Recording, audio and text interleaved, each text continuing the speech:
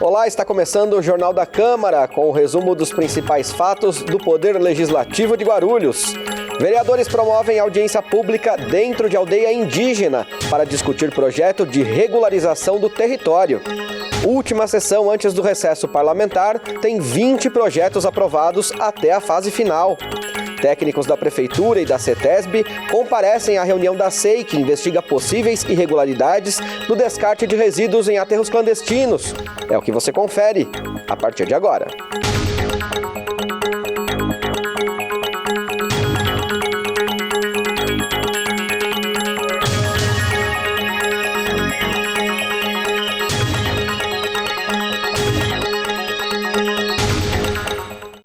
O Legislativo Guarulhense promoveu uma audiência pública dentro de uma aldeia indígena que fica aqui no município.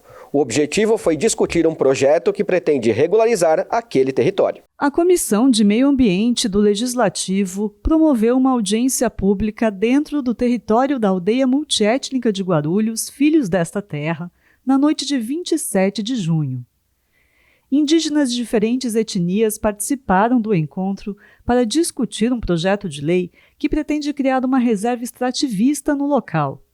Presidente da comissão e autor do projeto, Edmilson Souza, do PSOL, reforça que a proposta foi desenvolvida coletivamente.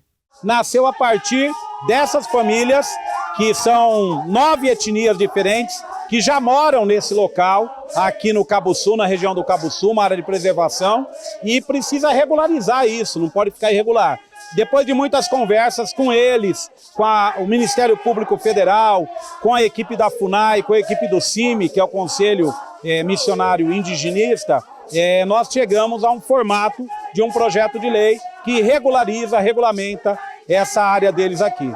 Então é esse o histórico. Os próximos passos é votar em plenário e vamos fazer gestões junto ao prefeito para que sancione, para que venha até a aldeia aqui e sancione esse projeto de lei aqui dentro, dando a garantia dessa reserva extrativista, que em linhas gerais é o quê? As pessoas podem habitar, tem regras, limites e podem tirar o seu sustento daqui, seja para a produção de artesanato, seja para a própria alimentação. A ideia é que também seja um polo de turismo, que as pessoas, sobretudo as crianças da nossa rede municipal, possam vir até aqui e conhecer o diferencial da cultura indígena aqui na nossa cidade. Diretor do Departamento de Igualdade Racial da Prefeitura de Guarulhos, Joildo Souza, participou da audiência e garantiu que o município está atuando para regularizar os territórios indígenas de Guarulhos. Essa é uma briga histórica aqui dos povos indígenas e desde que a gente assumiu a Subsecretaria de Igualdade Racial, o maior objetivo é fazer de fato a demarcação deste território, que é um processo muito complexo, é um processo demorado também, mas a parte principal a gente tem feito, que é a organização dos grupos que aqui estão, tanto que a gente retomou o GT indígena exatamente para que a gente possa discutir com todas as secretarias da cidade, com os povos indígenas, com a FUNAI e com os órgãos estaduais também, exatamente essa possibilidade da demarcação do território, que é uma garantia de fato de direito desses povos. Diversas lideranças indígenas discursaram na audiência, reivindicando a regularização do território e apoiando o projeto de lei. Auá Tupi, um dos fundadores da aldeia multiétnica, considera a presença do legislativo no local um momento histórico. Para nós aqui da aldeia multiétnica, somos em 24 famílias e 8 povos, então para nós é um momento muito importante, também histórico, né? Então, assim, eu desde já agradeço a todos, né? A todos que vieram aqui hoje, fizeram parte desse momento muito importante para nós, né? E dizer assim que sou muito grato por tudo, né? Então, não tenho o que falar, porque esse momento é histórico não só para nosso território, mas para a cidade de Guarulhos também é histórico, né? Trazer a Câmara Municipal para dentro do território para discutir a questão da legalização, né, da nossa área, né? Então, para nós isso é muito marcante, né? Vai ficar no nosso coração esse dia de hoje. E para fechar a audiência pública, os indígenas da aldeia Filhos desta Terra fizeram uma apresentação de canto e dança.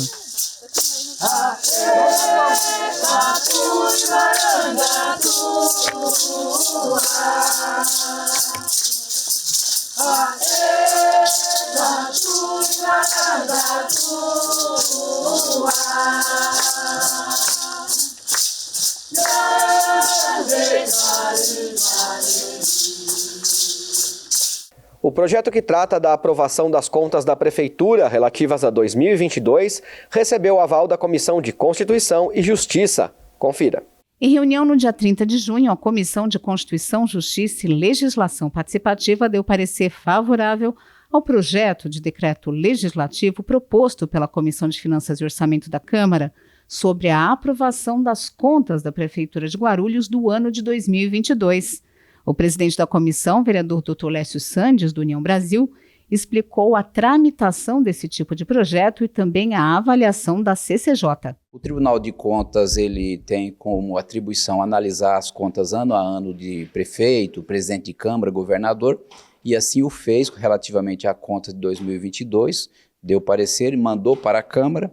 Aí a Comissão de Finanças e Orçamento tem que redigir o decreto legislativo, acolhendo ou não as contas do prefeito. Uma vez feito esse decreto, é encaminhado para a Comissão de Constituição e Justiça e nós temos a atribuição de aferir se a proposta do decreto está dentro da regra, dentro da norma. Nós entendemos que sim e por essa razão demos parecer favorável ao decreto. O projeto será encaminhado à votação em plenário que vai decidir pela aprovação ou não das contas da Prefeitura em 2022, que estava sob a gestão do ex-prefeito Guti. As votações da última sessão do semestre entraram na madrugada do dia 1º de julho.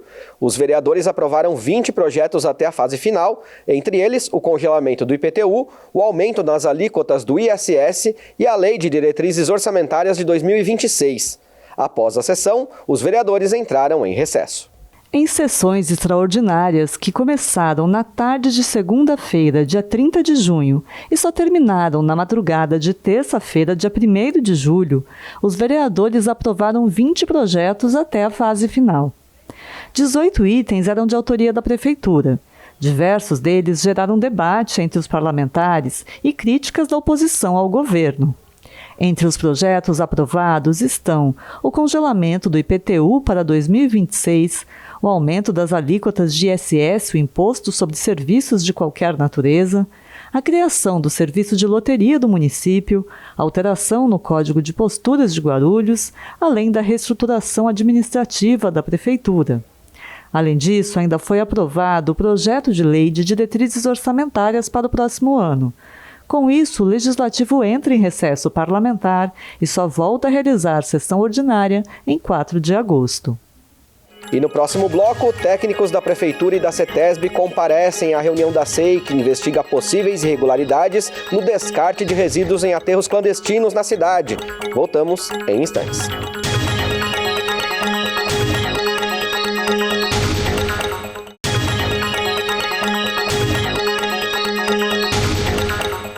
Você conhece o trabalho da Defensoria Pública em Guarulhos no atendimento às mulheres vítimas de violência doméstica? Esse foi o tema da reunião da Procuradoria da Mulher na Câmara, com a rede de não violência contra a mulher aqui da cidade.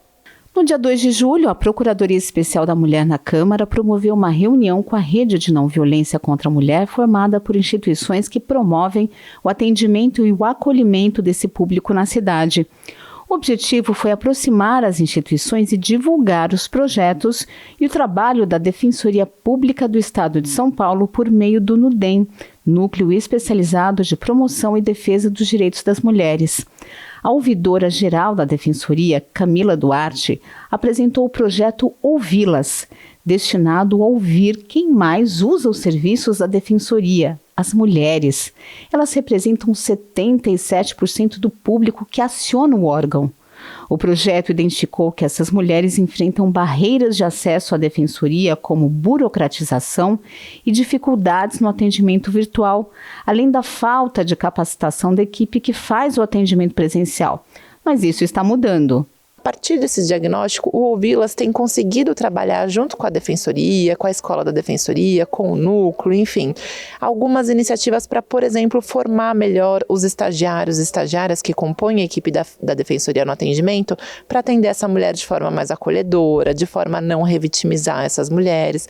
Mas, para além da formação, nós também estamos caminhando na qualificação desse atendimento, na desburocratização desse atendimento e também colaborando para que essas mulheres consigam ser atendidas no modelo virtual e no modelo presencial sem grandes entraves. Desde o final do ano passado, Guarulhos conta com uma defensora especializada para os casos de violência doméstica, a doutora Beatriz Ferreira. O coordenador regional da Defensoria Pública de Guarulhos, doutor Alexandre Dutra, detalhou o trabalho da profissional que não pôde participar do evento. Ela faz um acolhimento da mulher vítima de violência, ouve o relato, havendo necessidade de propor uma medida protetiva, ela vai apresentar esse pedido ao juizado de violência doméstica para conseguir um afastamento do agressor, uma fixação de distância mínima para que ele não se aproxime dessa vítima. Também participaram do evento representantes das instituições da rede, como a Delegacia de Defesa das Mulheres, a Patrulha Maria da Penha da Guarda Civil Municipal, a Casa das Rosas Margaridas e Betes, a OAB Guarulhos e a ASBRAD, Associação Brasileira de Defesa da Mulher, da Infância e da Juventude. Após a apresentação da Defensoria, a Procuradora Especial da Mulher, vereadora Fernanda Curti, do PT, anunciou que pretende realizar uma audiência pública sobre o acesso às instituições da rede.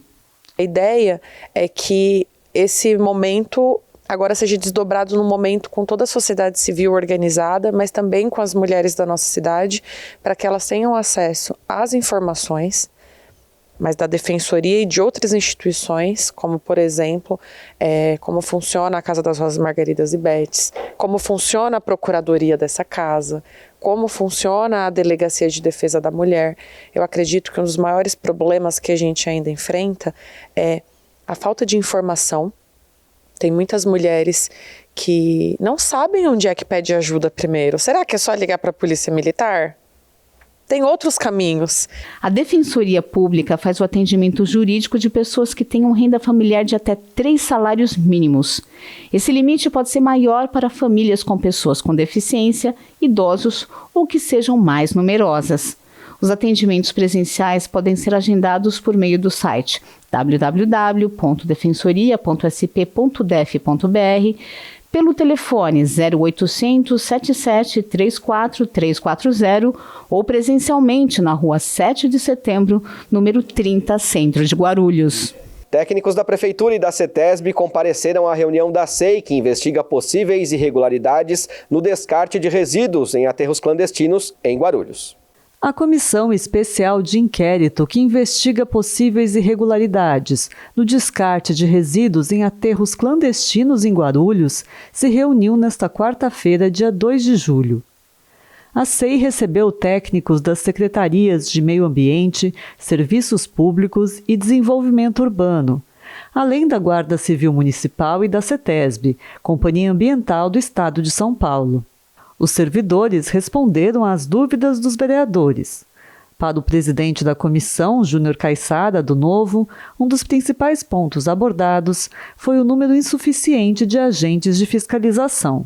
Convocamos algumas pastas da cidade, da prefeitura, convidamos a CETESB para ter esse entendimento, né, que a conclusão praticamente é essa, que a nossa fiscalização da cidade é ineficiente. Temos 97 fiscais praticamente para fiscalizar toda uma cidade, onde tem toda uma complexidade na questão do que é aterro, como um vereador questionou, que é a questão de uma licença para uma terraplenagem ou até mesmo a questão de um bota fora, né? De acordo com o depoimento dos técnicos, o município conta hoje com 27 agentes de fiscalização ambiental na Secretaria de Desenvolvimento Urbano, 6 na de Serviços Públicos, 39 na Guarda Ambiental, 13 na Secretaria de Meio Ambiente e 12 na CETESB. Diante dos dados apresentados, a comissão de inquérito vai realizar uma nova reunião para encaminhar os próximos passos. O prazo para a conclusão dos trabalhos é 17 de julho. A convocação dos profissionais havia sido anunciada pelo presidente da SEI na reunião anterior, realizada no dia 30 de junho. Dores, inchaços e vermelhidão nas articulações podem ser sintomas de câncer nos ossos. A doença atinge quase 3 mil pessoas por ano no Brasil. O mês de julho é dedicado ao combate desse mal e, no calendário das cores, recebe a cor amarela como símbolo da campanha. Saiba agora um pouco mais sobre o câncer ósseo. Além do friozinho do inverno, o mês de julho traz um alerta para o combate ao câncer ósseo e tem a cor amarela como símbolo da campanha. A estimativa é de que são cerca de quase 3 mil pessoas por ano no Brasil diagnosticadas com a doença. Por isso, a importância da campanha de conscientização. E um diagnóstico precoce pode aumentar aí consideravelmente as chances de cura. Para falar sobre esse assunto importantíssimo, hoje a gente conversa com a doutora Lívia Marcela dos Santos, da Sociedade Brasileira de Endocrinologia e Metabologia da Regional de São Paulo. Doutora, seja muito bem-vinda, muito obrigado por aceitar aqui o nosso convite. Obrigada, um prazer é todo meu estar aqui com vocês. Doutora, vamos tentar informar aqui o nosso público, então, sobre o câncer ósseo. Em que público que esse câncer aparece mais? Existem 2 tipos de câncer ósseo. Existe o tipo primário de câncer ósseo, que esse é mais raro, e existe o tipo secundário, por exemplo, principalmente metástase óssea. Então, a mulher foi diagnosticada com câncer de mama, por exemplo, e esse câncer progrediu para metástase e isso pode atingir um dos órgãos, é o osso. No tipo primário do osso, a gente tem o osteosarcoma, que esse é mais comum em jovens, adolescentes e até crianças, e também tem o condrosarcoma, que aí é mais comum em adultos e pessoas mais velhas. E tem algum fator de risco e sintomas para a gente ficar aí alerta?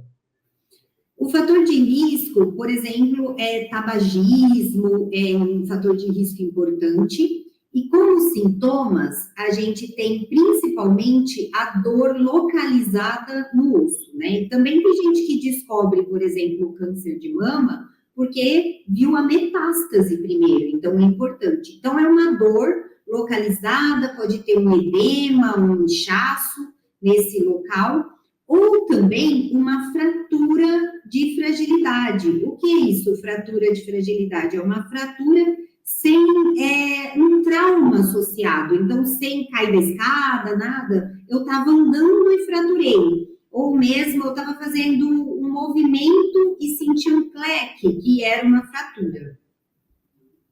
Perfeito. E como é que é feito o diagnóstico, doutora? O diagnóstico ele é feito principalmente com exames de imagem primeiro, então o médico vai solicitar ou raio-x, ou tomografia, ou ressonância, e depois, para saber qual o tipo histológico desse câncer, provavelmente ele vai solicitar uma biópsia do osso. Se for um primário, se for secundário, é câncer de mama e já tem o diagnóstico, aí não precisa da biópsia, seriam exames localizatórios mesmo. Maravilha. E quais as principais maneiras de prevenção, se é que é possível prevenir, na verdade, né? E a identificação precoce da doença favorece, melhora as chances de cura? A identificação precoce favorece muito. Então, se você tem algum desses sinais que eu falei, é importante procurar um médico. Tem uma gama de diagnóstico, tá? Não são só esses que eu estou falando, tem mais. Tem muito mais tipos de câncer ósseo. É importante procurar um médico.